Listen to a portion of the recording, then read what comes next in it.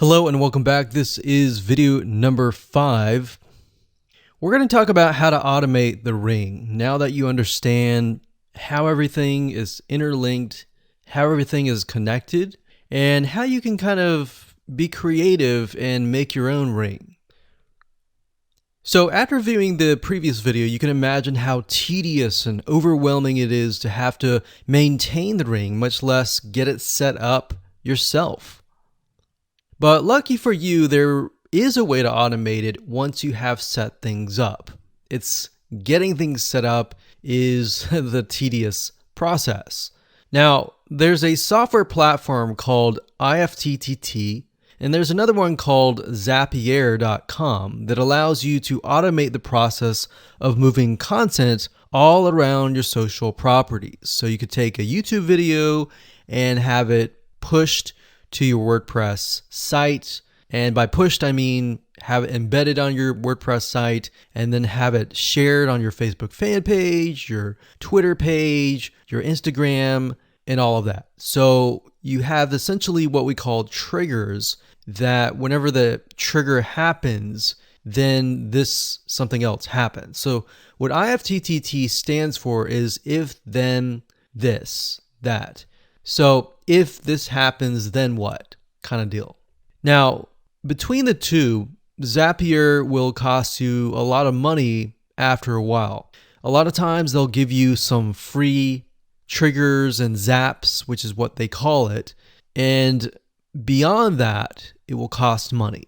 Whereas with IFTTT, it's just as good, but it's free. So let's hop on over and show you how IFTTT works. Okay, so if you head on over to ifttt.com, that's ifttt3ts.com, you'll see this page. You can go ahead and create an account, and you'll find a lot of really cool, interesting triggers, is what we call it, in IFTTT. So what a trigger is let's say you upload a YouTube video, and then the system detects that the video has been uploaded. What do you want to happen after that happens? So if YouTube video has been uploaded, then post it to WordPress. Then after that, take the post on WordPress, maybe post it elsewhere, or post the YouTube video to Twitter, and so forth and so forth. So as you can imagine, this does get tedious, but if you map things out, if you know ahead of time what it's going to look like, then you can simply look at it and say, okay, I'm pointing YouTube to Twitter. So anytime video has been uploaded to YouTube, then it simply gets pushed or embedded into Twitter. So we need to make a IFTTT trigger for that. So to do that, it's very easy. All you have to do is go to My Applets up here.